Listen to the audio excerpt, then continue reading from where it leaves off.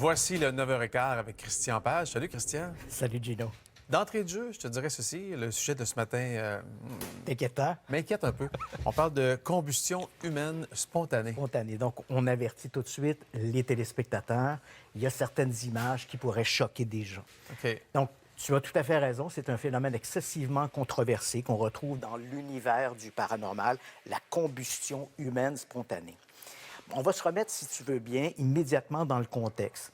Le 3 mai 1986, Ouais. le médecin légiste du comté d'Essex, dans le nord de l'État de New York, remet son rapport d'enquête sur la mort d'un certain George Mott, un pompier à la retraite de 58 ans dont le corps a été retrouvé dans sa petite maison de Crown Point. C'est sur les bords du lac Champlain. OK. Et George Mott a été retrouvé à la fin du mois de mars, donc 5 semaines plus tôt.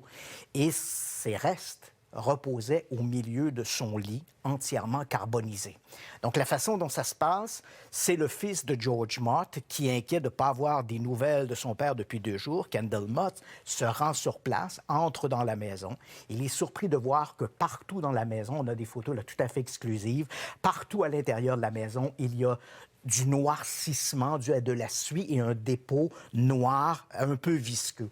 Il se doute bien que quelque chose d'anormal s'est produit. Lorsqu'il entre dans la pièce, la chambre principale, il voit le lit de son père entièrement carbonisé. Le feu a été si intense que le plancher est brûlé et donne accès au vide sanitaire en dessous. Quant à son père, comme je l'ai mentionné, un pompier retraité de 58 ans, il n'y a absolument aucune trace.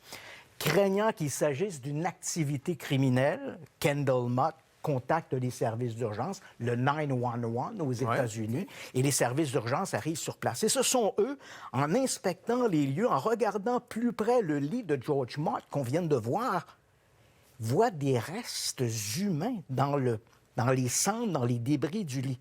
George Mott a été réduit en un petit paquet de cendres au milieu de son lit. OK. Dans son rapport d'enquête, le médecin légiste, Francis Varga, dit « Il ne s'agit certainement pas d'un acte criminel et je ne vois qu'une seule explication pour rendre compte de ce qui a été observé, la combustion humaine spontanée. » Entendons-nous que c'est un phénomène excessivement controversé. La combustion humaine spontanée, en croire la littérature, c'est comme si des gens brûlaient spontanément, ils étaient réduits en cendres dans leur domicile, alors que l'environnement autour d'eux reste à peu près intact.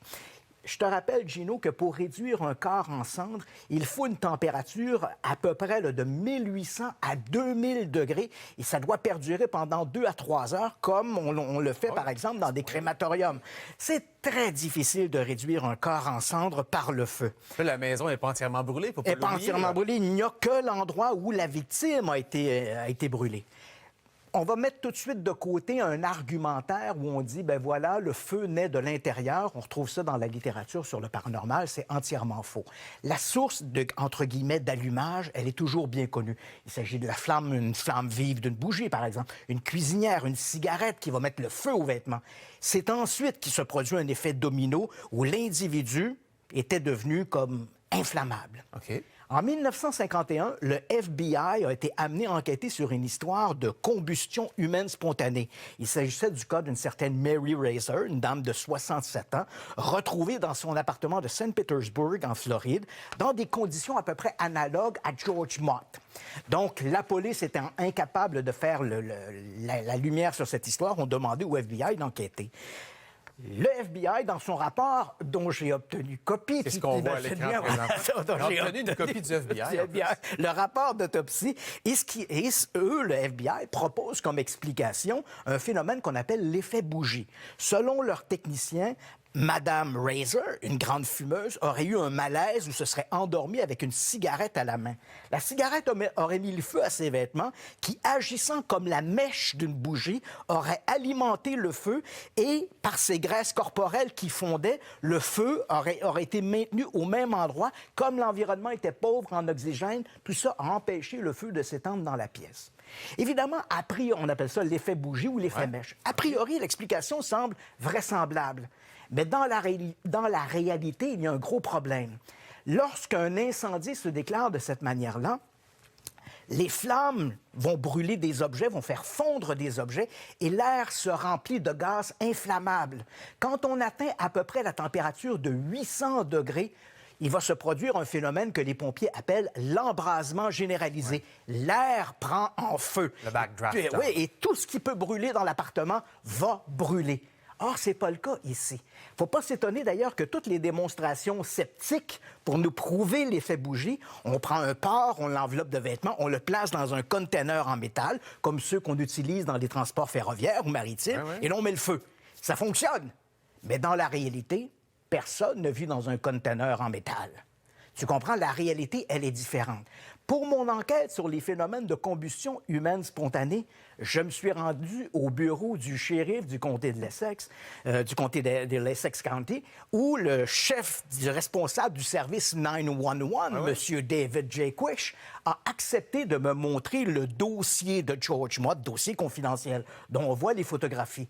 Plusieurs éléments remettent en question l'effet bougie. Par exemple, une fenêtre située juste au côté du lit de George Mott aurait éclaté si la température aurait atteint 2000 degrés. Okay. Or, elle est intacte. Dans la pièce voisine, on a trouvé un thermomètre qui pouvait aller jusqu'à 50 degrés, qui était toujours intact. Si la température aurait excédé les 50 degrés, le thermomètre aurait éclaté. Quand on a discuté de ça avec David J. Quish, qui était à l'époque un jeune pompier appelé sur place, il m'a dit « Je n'avais jamais rien vu de semblable avant. Aujourd'hui, je suis le directeur des services d'urgence. Je n'ai jamais rien vu de semblable après. Je n'avais aucune explication en 1986. Je n'en ai aucune aujourd'hui non plus. » Et moi, je te dirais, Gino, que je n'en ai pas non plus. T'en as pas non plus? On a comme l'impression, pour des raisons inconnues, que le corps devenait inflammable. Mais c'est impossible. En théorie, c'est impossible. Rien dans la biologie humaine peut faire qu'un corps devienne inflammable. Et dans le cas de George Mott, il est clair que le monsieur a été réduit en cendres avant que les flammes ne s'étendent à l'intérieur de son appartement.